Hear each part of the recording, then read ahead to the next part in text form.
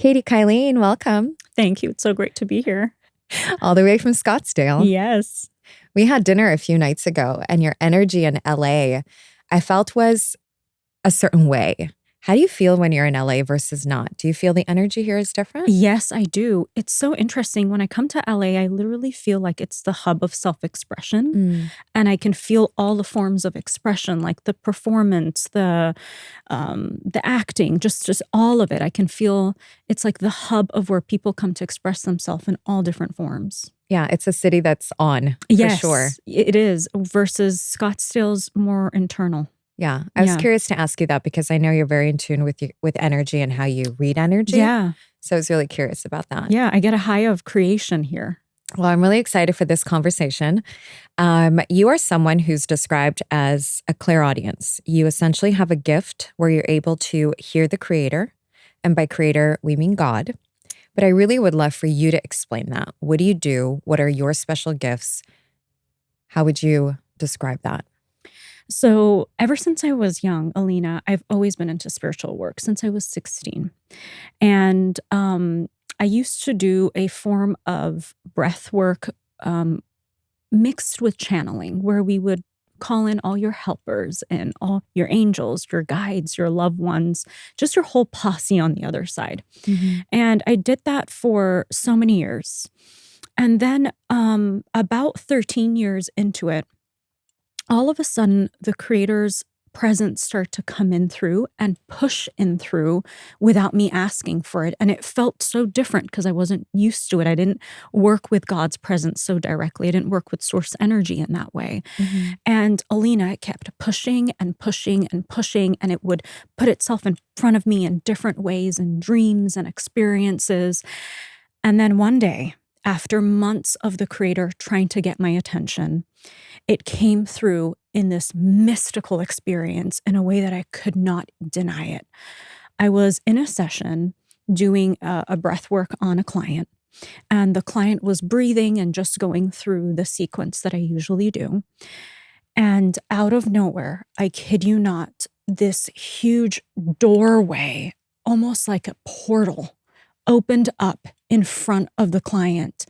And the creator's presence came through in a way, Alina, that was so undeniable for me that I couldn't even push it away or imagine it not being there.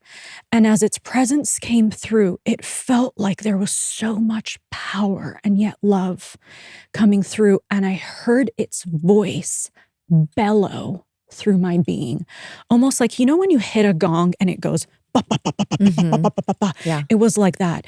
And the creator came through in that moment and said, "Am I not enough for you?" Boop, boop, boop, boop, boop, boop, boop, boop, boop, boop, boop, boop, through my being. And Alina, in that moment, I knew I couldn't push the creator away or imagine it wasn't there. It was really trying to get my attention. So after that, a series of events unfolded, and the creator started taking my old work away from me bit by bit, and its presence started to come through and flood into my being more deeply. And as it started to come into my being and overtake me in this new form, I started hearing its voice. And I realized so much of what we have been taught about the creator, about source's energy, about our reality is so not real, because the creator started teaching me through myself, through the clients I had, through the readings that were coming to me. And that's how the creator work started. And that's how the creator's voice started coming through me. So it was through a whole mystical experience that I had that kind of unraveled through a series of a year. How did that experience change your understanding of the creator before versus the creator now? I used to think of the creator as something that was so inaccessible, just like in the sky, like, "God, can you hear me? Right. Please answer me. I need your help." But after this experience happened, I started being able to access the creator directly through my own soul. And so instead of looking up, I started looking inwards, and I realized that this is everybody's inheritance, to be able to tap into the creator whenever it is that they want to. And I realized that some of the things that I had been taught about the creator, as testing, as punishing, was all untrue. So here's my understanding of it. The creator lives within all of us. The creator is in everything. And so why would we want to punish ourselves? Absolutely. Why would we not want the best for us? So explain to me rather, how does the creator live within us? What is your understanding of that? So we have an energy body, and our energy body is compiled of 5 major governments. You know how we have like governments in the world that take care of like, our education system or Right, this right, or right. that, right? Our energy system also has 5 major factions, governments. We've got our soul, our body, our mind, our heart, and our vision. Wow. And together, all those 5 work together to create this functioning, incredible intelligence system. The creator lives in the deepest part of our soul. And so it lives within all of our energy fields. But what has happened is where humanity has been going is we've been isolating our energy from the creator. It's like we've been pushing it so far away, like pushing it into the back of our soul. Creating separation. Creating separation, exactly. We can never really disconnect from the creator, because if we did, we would literally die. We would not exist anymore, because we are a piece of the creator here on earth. But we can isolate our energy from it and push it towards the back of our soul. How would you describe the difference between someone who is connected to the creator versus someone who is separate from the creator? Yes. So for people that are separate from the creator, which is, I want to say, a lot of people here on earth, they're walking through life alone, and they're coping alone. So what that means is they're having to use their own resilience to get through life, instead of when we are connected to the creator, we use our channel to get through life. And what I mean by channel is we have a direct passageway from the creator open, where the creator's energy, blessings, and guidance always flows through. And so one of the things when the creator work started for me was the creator was saying, Katie, I'm bringing this to you because it's time for you to remind everyone it's in them too. The creator is desperately trying to reconnect with us again, to the point where when we're connected to the creator, Alina, the creator wants to speak and guide us on every single matter. I mean, the creator wants to guide us on, do I eat the cake today or the orange? The creator wants to guide us on, should I be using the shampoo anymore or not? The creator wants to guide us on, is this my tax accountant or is this my tax accountant? The creator wants to guide us on, is this person my soulmate or is this person actually just meant to be my friend? The creator wants to lead our direction on everything in life. We weren't meant to do it alone. We weren't meant to figure it out alone. But this is the pandemic we're in. We're in the pandemic of disconnection from the creator, where we're trying to draw in guidance out of nowhere. We're trying to lean in on nature to heal us, which was plan B when we're disconnected from the creator. Because when we're connected to the creator, we don't have to lean in on nature anymore to heal us. We can lean in directly on the creator's energy to heal us. So that's the difference between the two. And the more you connect to the creator, the more you invite it into your practice every day, the more it can have further footing into your life and flow through all the aspects of your life that it wants to help you with. And there are also different types of ways of connecting with the creator, right? So when you say you're a clairaudience, what does that mean? And what are some of the other ways that people can connect? Yes. So the creator connects in this particular modality directly through the soul. So it comes through the soul, and then it goes through the other governments that we talked about, the body, the heart, the mind, and the vision. So the creator comes through everybody that way. So it's not that the creator connects through someone's mind and not through someone's soul. The access point for the creator to come through for everyone is the soul. Now, some people have different gifts where they'll pick up on the creator in different ways as it's coming through. So for instance, you may be very claircognizant, where you just know as the creator's coming through. Some people are very clairsentient, where they'll feel the creator coming through. I am very clairaudient, where I'll hear the creator coming through. And when it comes in through for me, it's not a voice in my head. It's not like my own thoughts. It's literally a voice outside of my head echoing through me. And that's how I can recognize the creator speaking. Yeah, I don't think I've ever heard the creator, but I've felt the creator. And what you said earlier, where you just know. Yes. I've always just had knowings. And you can have a mix of the gifts. For instance, I can see and feel too. So you may have a mix of knowing and feeling. Right. And there are so many ways the creator can come through. The creator comes through some people very telepathically in the mind, where all of a sudden thoughts just drop in. Some people, the creator comes through their instincts very deeply. And you'll see that in police and firefighters. Like all of a sudden their instincts go off. Like they know something's array. Right.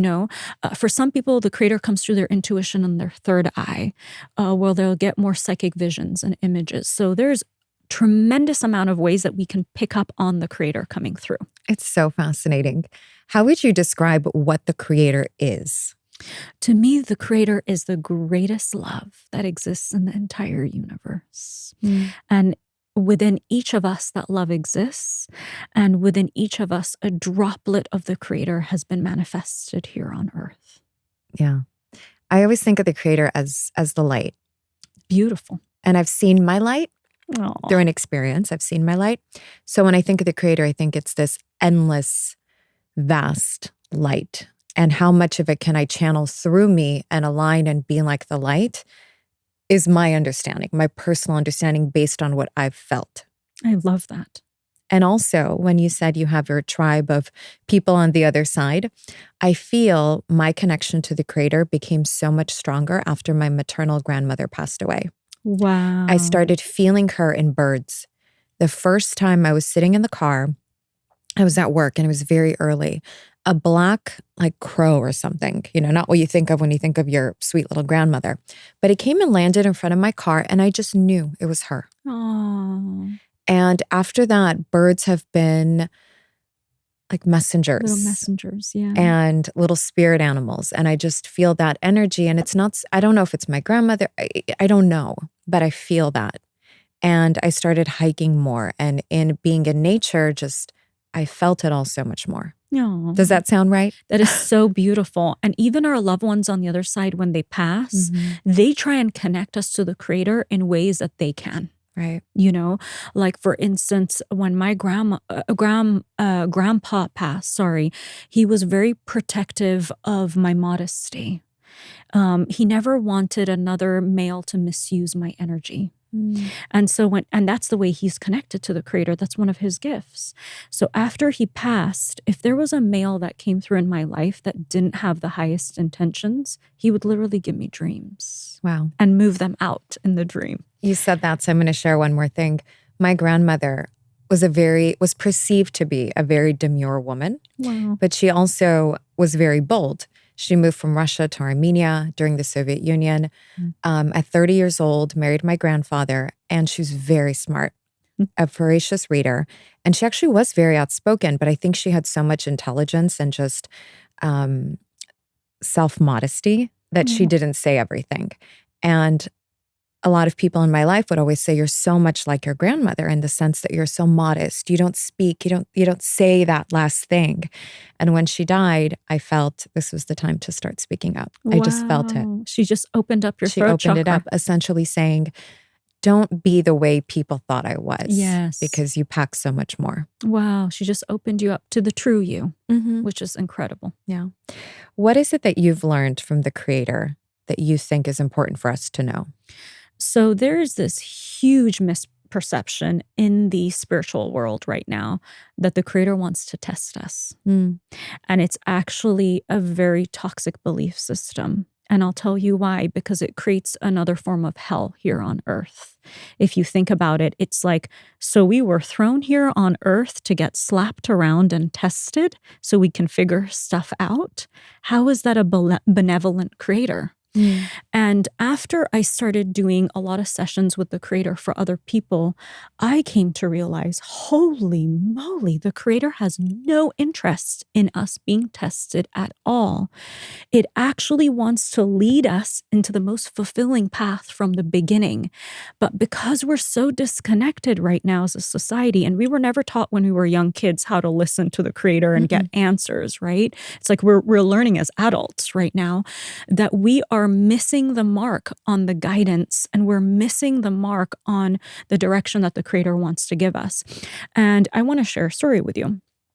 So I had this lady come to me for a session, and she said, Katie, I just met this guy and I've been dating him for a few months, and I just know he's my soulmate, and I'm coming to get the validation that he is my soulmate from the creator. And I was so excited for her, Alina, very invested in this lady's life. So when she said she has met her soulmate, I was so excited for her. All I wanted was to see her married and, in that next phase of her life that she so longs for. So she told me about this guy, and their connection was unreal. Alina, they would even have dreams on the same night with the exact same visions. Wow. And I was like, wow, these two are so connected. And they would talk on the phone for hours, and incredible chemistry and even sexual attraction and just the whole thing. So we went in, did a creator session, laid her on the healing table, and started tapping into the creator. And after 45 minutes of the channeling coming through, all of a sudden, Alina, like a tsunami, the creator came right in through like a strong wave and said to her, my daughter, whatever you do, do not get intimate with this guy. He is to be nothing more than a friend or a best friend. He is not your soulmate. And I felt so bad because I'm the messenger giving the message, but at the same, and I know how she's going to react to it. I'm totally bursting her bubble. And so I shared everything with her, and after, she's like, well, yeah, I guess I could kind of see that. She was kind of on the fence, very 50-50 about it. She went home. I didn't hear from her for 2 years. Did not hear from her. Wow. 2 years later, she texts me and she says, Katie, I need an emergency session and I need it ASAP, and I beg you get me into your calendar. Right now, I'm doing so bad. So I get her in for an emergency session. She sits in front of me on the couch and she says, Katie, I went through 2 years of hell. I dated this guy and he took me through a roller coaster. He ended up going extremely hot and cold. He ended up embezzling a lot of money from my bank account. And then he cheated on me with my best friend. And then he would disappear and he would come back. And I went through 2 years of extreme turbulence with this guy. And then she looks at me and she says, why did God put this guy on my path? I don't understand. Why did God want me to do this if he wasn't right for me? And Alina, my jaw dropped, because in my head, I'm like, do you not remember your session from 2 years ago where the creator said, do not do this? And she had completely forgotten about it, and she had suppressed it. She had suppressed it, and she's like, oh yeah, that did happen. You did say that to me. So that was one of the first of many sessions where I've come to see the creator trying to give someone guidance to go left, but instead they turn right. And I've come to realize that the creator really is trying to guide us from the beginning to go through the most fulfilling and peaceful path, and that the creator doesn't want us to learn our lessons the hard way. It actually wants to give us guidance from the beginning to learn through love, to learn through listening through our intuition, and learn through observation, instead of having to learn it through contrast. I mean, that's profound, but a question comes up for me. How would she have known, if she didn't have that session with you, that this person is not her person. Absolutely. And this brings me to such a huge thing. And that's why I call it the pandemic here on Earth right now. The real pandemic is the time has come for us to learn how to connect to the Creator directly. The Creator is the source of life in which everything comes through. It's what sustains us, what's meant to guide us. And we have not been taught that. So now more than ever, I am inviting people, go learn how to connect to the Creator, put time aside, give, 5% of your day to the Creator. 5% of 24 hours is an hour. And let the Creator come through and wash through your energy every day and protect you. Because the more that happens, the less we go off path, and the more the Creator can pull us on path before things like this happen. So the key right now is like we spend so much time in the gym building our muscle. We spend so much time in our nutrition, which is incredible. We're spending so much time on things to hone ourselves, in the physical world, but we are not giving the Creator time to protect our energy, to watch over us, and to guide us. And I invite everyone to learn how to connect to the Creator. And it doesn't have to be through my modality. There are so many other ways to do it, but this is a gift that needs to open up within society. But right now, for people listening, what are some things they can implement to be able to hear the Creator better? What I would do is invite the Creator into your daily practice. How so? That's the best way. So an amazing way would be to sit down, to close your eyes, and invite the Creator to come through your channel. And see, this is the skill that people are missing that they need to learn. But the way it would feel like is a beautiful presence washing through your being and gathering all parts of you that are out of alignment, bringing you back into alignment for the day.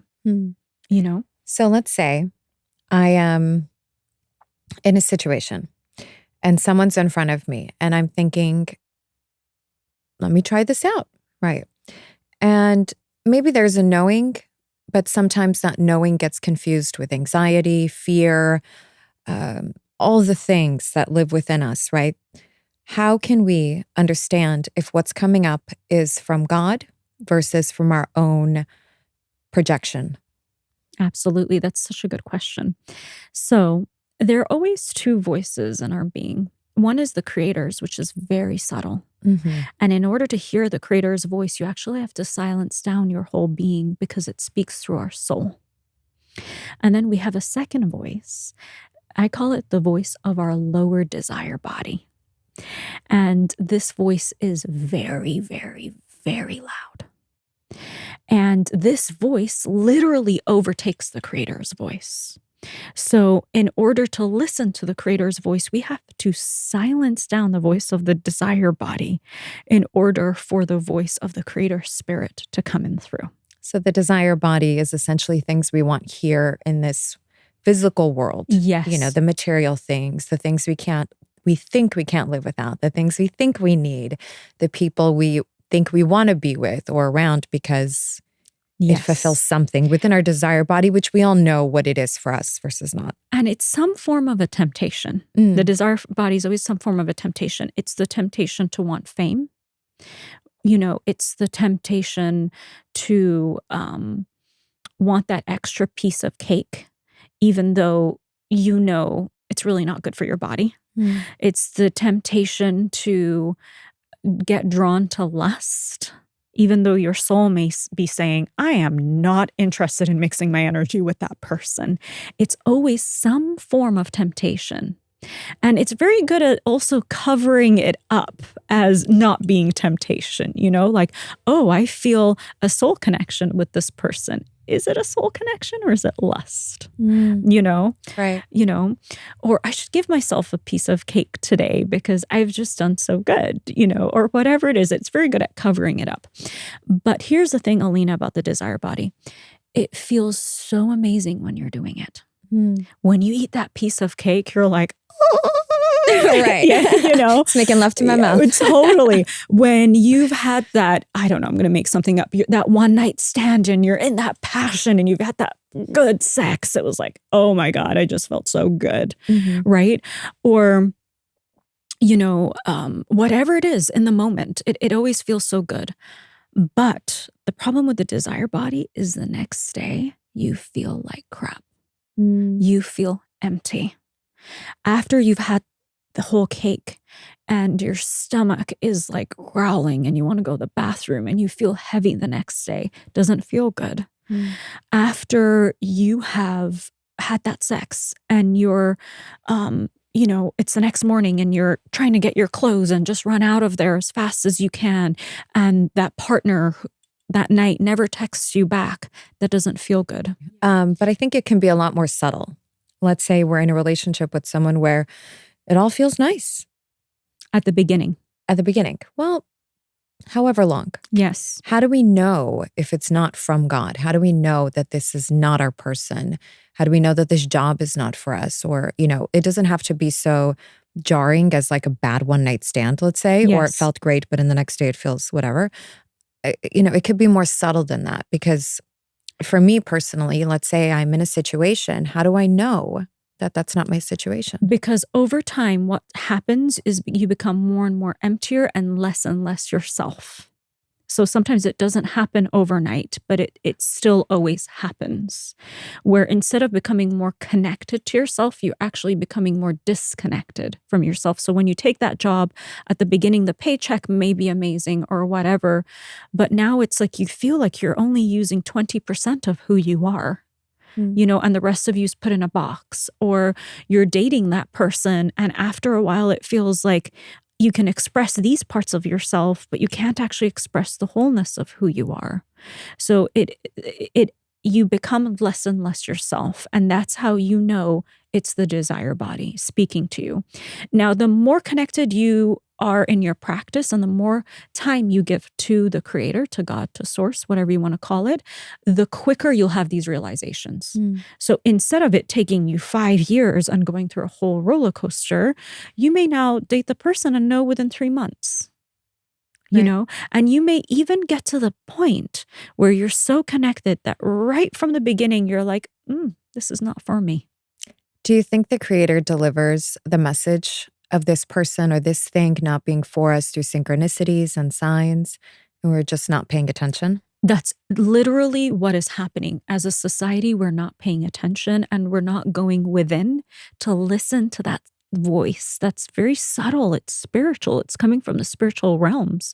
So you have to go within and you have to get so quiet in order to allow it to come out. So first, the creator speaks directly through our soul. We don't listen, right? If we don't listen, then the creator begins speaking through our feelings. If we don't listen, the creator begins speaking through our experiences. Right. So we want to get to the place where we're listening from the beginning through our soul, so that we don't have to go through all that unnecessary hardship. Now, I'm not taking away people's hard lessons that they have learned. Either way, you're going to grow. Either way, you're going to blossom. I'm just letting the people know that there is another way. And after doing so many sessions and having so many experiences with the creator, I cannot tell you how much the creator loves us and how much it wants our every day to be joyful, our every day to be fulfilling, our every day to be blessed, and how much the creator wants us to stay on path of co-creation with its being. It doesn't want us wasting time on these dragged out lessons. It wants to be in full on co-creation with our mission, and so that's where the creator always wishes to lead us. So at dinner the other night, I'm sure you remember, we had a conversation where I said, I'm not 100% sure if a certain someone in my life has the capacity to be able to hold a part of me that is very spiritual. This morning, I had a conversation. I wasn't even trying to have this conversation. Wow. And this person said, there's a whole spiritual side to me that I haven't, you and I haven't really dove into yet. Wow. And I would love to have these conversations with you. And How do you take that? that is so beautiful, because that also may be your energy opening him up to feel safe enough to allow that part of himself out or herself out, whoever this person is. So would you say that that's a sign from the creator that don't overlook certain situations or certain people based on your own projection of what you think they are or not? I think what you need, the way you're going to know it's a sign is not by looking at what's going out outwardly, but as how it feels for you inwardly. Is this person, whoever this is, friend, whatever, making you feel more of yourself or less of yourself? Got it. And that's how you're going to know. Okay, stay tuned. I cannot wait to hear. All right. I want to talk a little bit about, and this is something I think a lot of people see online. So soul contracts, karmic contracts, soul mates. How would you describe all of this? And do you believe in it? Yes, I absolutely believe in it. But the creator teaches it a little bit differently than what's out there online. So I'm going to share my definition from what I have personally learned from the creator. So online right now, they're teaching that karmic contracts and soul contracts are the same thing. The creator is saying they're actually two completely different things. So karma means anything that is acted out of fear. Any karma is any action out of fear that causes a consequence. And that consequence ends up becoming an imbalance in your energy, and it ends up always hurting someone else or causing an imbalance in their energy, which kind of causes that, what some people call debt or imbalance. So karma is any action created out of fear. What's an example? So any action created out of fear doesn't come through your soul, it comes through your mind. Right. So that's what a karmic connection or karmic contract is. So a karmic contract, an example would be, let's just say someone comes into your life and there's a lot of lust there. Lust isn't really energy that comes out of love. It's lower desire body energy. So if I were to act on that, that just created a karmic connection with somebody. Does that make sense? Or marrying someone for money. Oh, exactly. Or that's actually an amazing description of it. Or, and sometimes it's a little bit more subtle. Like you feel a little lonely and this person comes into your life and you just match with them out of loneliness. They're going to give attention. And that was an action out of fear. It wasn't necessarily where your soul was leading you. It was coming from a deficiency in your mind, a fear in your mind. Right. So that's what karmic connections are. They're actually created here on earth. They're not predestined, which is what most people are teaching right now, is that, no, this was a karmic connection. It was predestined. What I'm coming to see is they're actually never predestined. You always have a choice of whether you can enter into it or not. I love that. And I believe that too. I think it comes from our lack, right? Exactly. So if I feel, for example, that I am not worthy of something, I'm going to look for it in someone else. And create that karmic connection. Right. So it's a loop now that creates codependence. Exactly. And if we're going from the standpoint that the creator is benevolent and the creator wants us to live our highest path of fulfillment, it's not interested in us wasting time in karmic connections. The creator wants us to be whole, to find a whole connection. Exactly. And so that brings us to the second, which is soul contracts. Soul contracts are predestined contracts before we are born that are created.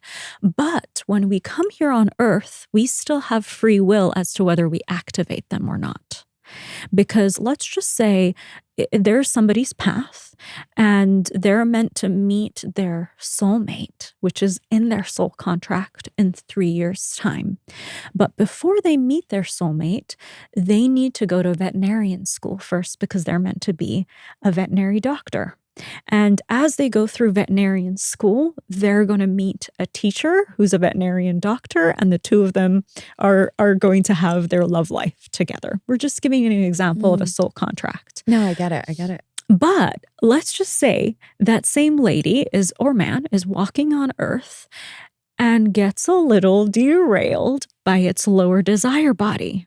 So now all of a sudden, instead of aiming for that soulmate that it was supposed to meet in 3 years, it starts an entanglement with a karmic connection. moving its path in a completely different direction. So free will is everything here on earth.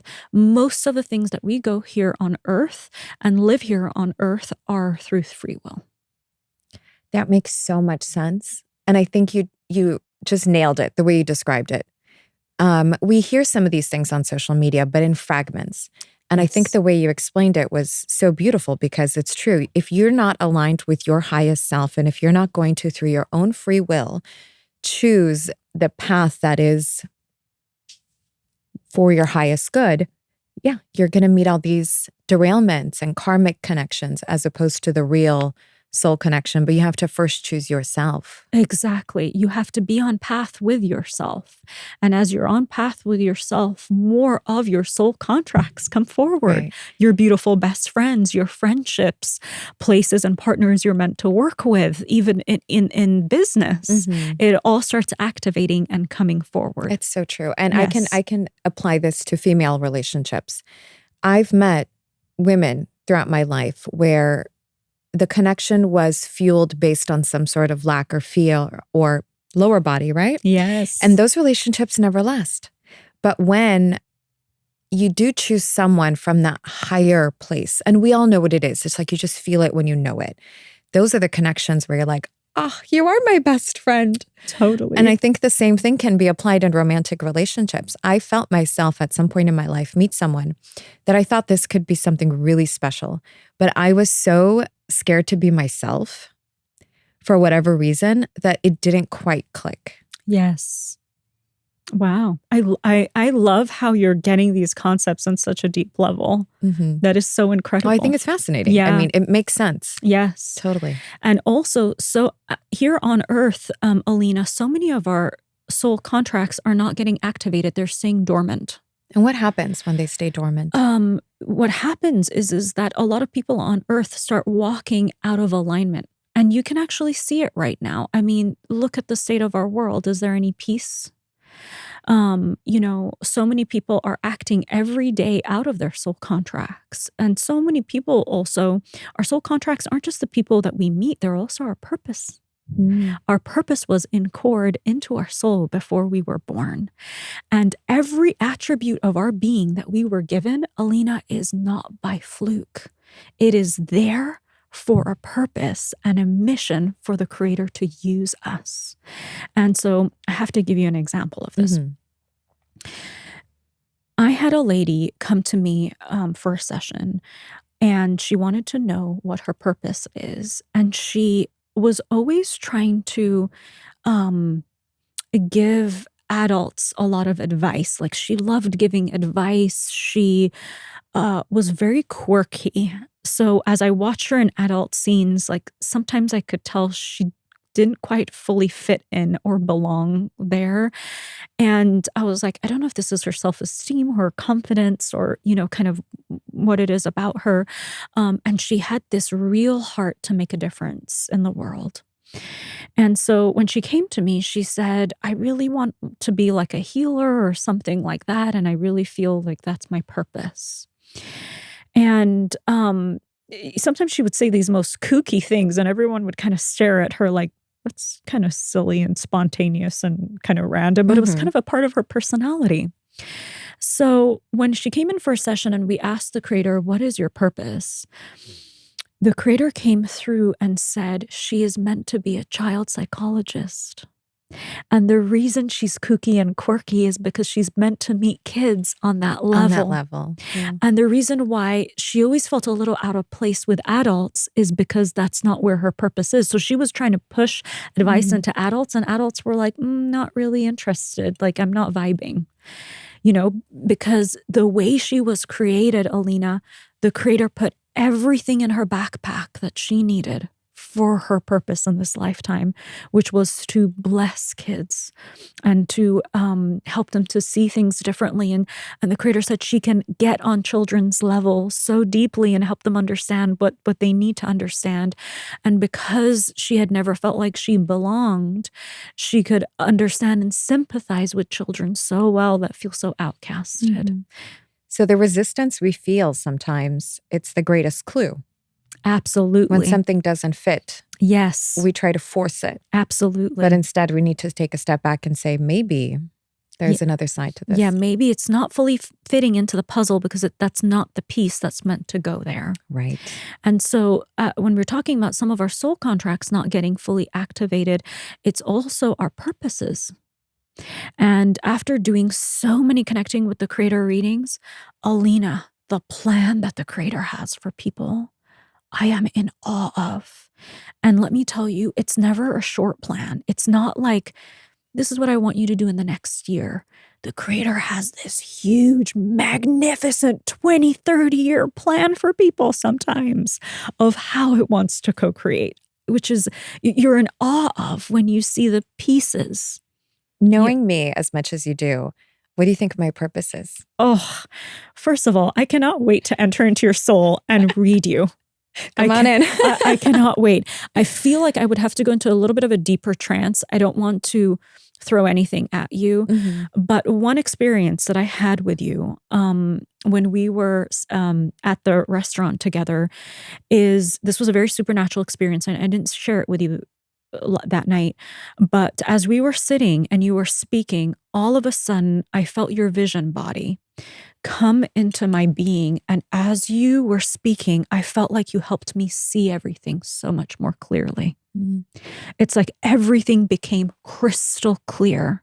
So one gift that I know that you have is when you are speaking and when you are sharing your knowledge, you literally enter into other people's vision and you help them to see the whole picture more clearly. And you help them to understand with such a deeper depth. And that's just one of the many gifts you have. Thank you. Yes. I can see that. Yes. It was amazing. I had my own supernatural experience sitting next to you without you even knowing. Oh, wow. That's incredible. Yes. And so if that is a purpose, you have to think about, what do I do for a living, right? I work in news. But I do think my job limits my ability. And that's why I think this podcast is something I'm so passionate about, because I do want, it's not that I do want, I believe I have that ability to channel something. And this podcast is so in alignment with that gift that we spoke about, because every time you're speaking, you're entering into people's souls without even knowing and letting them really see the truth of whatever subject line that you're sharing that day, which is amazing. Wow. Yeah. Okay. So we have to do a deep, deep session, and we're going to. Yes. For people listening, how do they know if they're not in alignment in their lives? If you are not in alignment in your life, at the beginning, the signs will be small. But as you get deeper, it will literally feel like a part of your soul is dying or suffocating. And it may even get to a point where every day you have to force yourself to do the thing, whatever it is, whether it's to show up in the marriage, whether it's to show up in front of the desktop and log in to your job every day. Whatever it is, it will literally start feeling like your soul is suffocating. And you will have to use more of your willpower and energy to show up and do the thing, because it goes against your soul so deeply. And if you're really not listening, it will come to a point where it will slap you in the face. And usually that's when people have a surrender moment. They literally get on their knees and they're like, Creator, I beg you, please help me. Yeah. And that's when the Creator comes and fully reroutes them. I've had that. Yeah, I have too, believe me. Several times over. So let's take it a step deeper. Someone has had that moment in life where they have surrendered, rerouted, made decisions. Then looking back, how do they know if that decision was from God versus a mistake? When it's from God, you will feel tremendous amount of relief, and you will feel tremendous amount of peace after it. And sometimes you'll even be shocked at how relieved you feel. So let's just say if it's someone that's in a relationship they're not meant to be in, after it's over and after they break up or separate or divorce, and they fully come back into their energy again, and they unmerge from the other person's energy, they will actually feel more whole. And they will feel a tremendous amount of peace, like they're not having to carry that heavy energy around with them anymore. What I think sometimes confuses us is when our lower body, filled with all the fear, starts to make us question the decision that was probably co-created with God. Absolutely. And also the voices of the people around us. The voices of the people around us, even on a very psychic level, people's thoughts, people's ideas of who they think you are can affect us very deeply. So when you're in the middle of the transition, I always tell people, do it silently with God. Because if not, everybody else's energy is going to come and their thoughts of what you need to do and where you need to go will come into place, and it will actually make you second guess and question yourself. Right. I always ask God I ask many questions. I always get the answer through someone. Amazing. And I know it's from God. When I made certain big decisions in my life, I don't ask these questions anymore, but I did in the beginning. Why did I do this? Why did I do this? And one day my aunt, who was living with me at the time, visiting, she said, randomly, she just almost like a comment under her nose. She said, you were just really tired. And I looked at her and it hit me. And I knew that was from God. Yes, because it resonated so deeply. It just resonated deeply. And I said, you're right. I was just tired because I was out of alignment. I was tired of living out of alignment. So I felt it. I was tired. And it's like I let myself breathe in that moment because I realized it wasn't a mistake. It was you growing. And the more you're out of alignment, the more fatigue it will feel. And the more exhausted you will get because you're having to work extra to keep going uphill. Right. When, it's like you're going against the current, you're going against the stream, and it can be very, very, very exhausting. I feel like we've talked about so many beautiful things, Katie. I'm in awe. I'm in awe that you have this connection to the Creator. I mean, we all do, but the depth of your creation is so beautiful. What else do you think is vital for people to know? What I want people to know, though, is sometimes the desire body can make us feel afraid when something is actually right for us, too. So there is that side of the coin as well. Okay. And I want to share a story with you. Please. I had this guy come in for a session, and he said, Katie, I really want to know what my purpose is. And he had this idea in his head that he's meant to be a healer because he had been working with a lot of healers and it was inspiring him, like he was around that so deeply.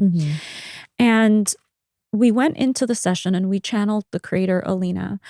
And as we connected the Creator came through and said, my son, you're meant to be a chef. And that you have an incredible ability to bless food. And that if you stay on this path, you're going to have 5 restaurants by the time you pass away that you're going to give to your kids as a legacy. And so we came out of session and he sat in front of me and he's like, yeah, that's interesting, but it doesn't fully resonate. And I'm like, oh, really? It doesn't? Like, it felt so real when we were in it. And the Creator was sharing all these gifts that are connected to you and food and all of that.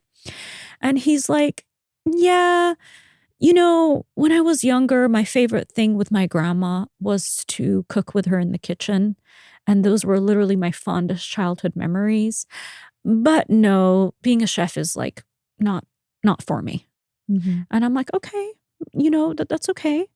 And then he's like, and when my friends come over, I really love to cook for them and I'll go all out with my spreads, but that's the only time I really like to cook.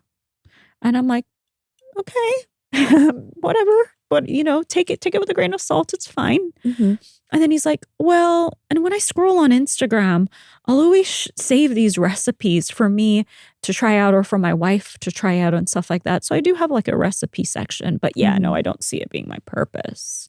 I'm like, okay, no problem, honey. We can let this go. And then he's like, there was this one time I was in a competition and they blindfolded me and they had me taste food. And I literally got 10 out of 10. I was the person who won the competition because my taste buds and my sense of smell is so strong with food. And I'm like, holy mother. I mean, how much more? How many more signs do you want? Need? But here's the thing. He wasn't ready to accept it. He wasn't ready to accept it because in order for him to truly step into his purpose, it would mean he would have to first value his heart and the gifts in his heart. It would mean he would have to be okay with using his creativity to make money, which was so foreign for him because he'd always been in the corporate world. It would mean he would have to expand his vision of what he could do on his own and in his independence, which scared the hell out of him. So sometimes there is a certain path open for us, and it is a soul contract, but there's so many steps that we need to accept before we are ready for that. And it is so important, Alina, that we don't judge our rate of acceptance. This guy, it may take him another 5 years to really open up to the idea of opening up a restaurant. And that's okay. That's absolutely okay. What happens to our soul purpose if we don't recognize it in this lifetime? It just sits dormantly in the background of your soul. And then you get to try again next lifetime from scratch all over again. You get to try again as many times as you want to. Every lifetime is a beautiful blank slate where you get to step into your mission from the beginning. What would you say to people who feel they've always had certain gifts, but they don't know how to make it real in real life? For example, you said that I have a way of communicating and speaking and doing that. I felt that in me since I was a kid. Yeah. And because of that, I was always interested in certain topics, certain ideas and quotes and books and whatever. And that's always carried with me. For a while, it went very dormant because I was on a very different path. But now I feel it's awakening again and very strong because I'm just so much more evolved as a person. But how do you take that and actually turn it into something that can create sustenance and real life? How do you anchor it in this physical world? By starting. Most people don't even start. And the funny thing is once you start starting, it literally has a life of its own and it just keeps unraveling. So the blockage I'm seeing with people is that because they're so afraid to accept their gifts, like this man who was meant to be a chef, it literally remains dormant. But for someone like you, you're already starting. It already has a life of its own. So it's going to keep gaining momentum. And the beautiful thing, Alina, is when you're on your purpose, more and more blessings keep coming your way that push your purpose forward. And the creator is very protective of our sense of security. Like the creator would never say, go quit your job and do this full time if the time isn't fully right for that. Right. It would say something like, start this on the side and do it on the weekends until it gains so much momentum for you to be able to, quit your full-time job. The creator's always very protective of that. Very protective of your security, of your livelihood. The creator would never want someone to just be on the streets. Do you think also, how does the creator see us and our vices? For example, things that can take us off the right path, people that have addiction issues or people that, really, really dive into the desires of their lower body. This is such a good question. So, when the creator started coming through me at the beginning, I was trained in psychotherapy. So all I used to look, Alina, was at people's vices. That's the only thing I was interested in. Where is your blockages? Where is all the stuff that you haven't worked on? Where are the negative belief systems? That's the way my eyes were trained to look at other people psychically. And once the creator started to come through, every time I would come to enter into people's lower energy and look at all the programmings that they need to heal, the creator would pull me out and pull me into looking at their higher energy and their soul. And the creator said to me one time, focus not on their fears, for that is not who they truly are. So the way the Creator looks at us is through our entirety. It doesn't just look at us through what we're stuck in the moment. It sees what we're stuck in the moment, but it sees that as a temporary holding. It doesn't see that as who we truly are. And I remember I had a woman come to me once. She said, isn't that spiritual bypassing? Not looking at your blockages. And the Creator heals our blockages and helps us with our blockages and very gracefully and miraculously brings us back to wholeness. Mm-hmm. It helps us to come back into alignment immediately. But the Creator is always more interested in healing your blockages enough to just get you on path and onto your mission again. Right. It doesn't want your whole life story to become about healing this and then healing that and then healing this past life block and then healing that inner child and keeping us in the dungeons. The Creator wants us to live our life fully. That makes me think of what Kabbalah teaches to align with the light. The second you align with the light, it's like almost instantly the negativity goes away. Exactly. The blocks, the things that you think hook you. It's like when you wake up one day and you're like, I just feel great. It's because you did something within your soul to align with the light, to align with God, with the Creator. And it's like the negativity it's not even there anymore. And the Creator is always waiting to always align us back with the light. It doesn't want us to spend another moment in fear when we don't have to. And there has not been one session, Alina, where the Creator hasn't come and wiped someone's tears off and pulled them out of the darkness and back into the light. And, for me, I was so fascinated with, I always had this belief of if I heal enough of my shadow, I would feel full and whole. But I came to realize you can heal your shadow self for the rest of your life. Yes. Layer after layer. It's like an ocean that has no end. You can go into past life after past life of darkness.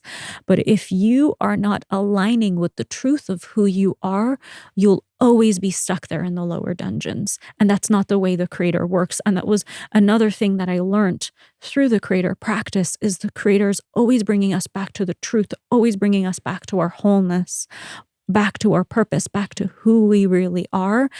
And the Creator's definition of spiritual bypassing is denying ourselves of the truth of who we are. Because people online talk about spiritual bypassing as not looking at our shadow. But looking at our shadows isn't the truth of who we are. That's a temporary holding that we're getting stuck in. It's real and it feels real and it's true in the moment, but that's not the truth of who we are. True spiritual bypassing is denying our light. Right. Shadow can only exist without the light. Exactly. Katie, where can people find you? So my website is connectingwiththecreator.com. And I can do private sessions for people. I can channel the Creator if anyone needs guidance or healing.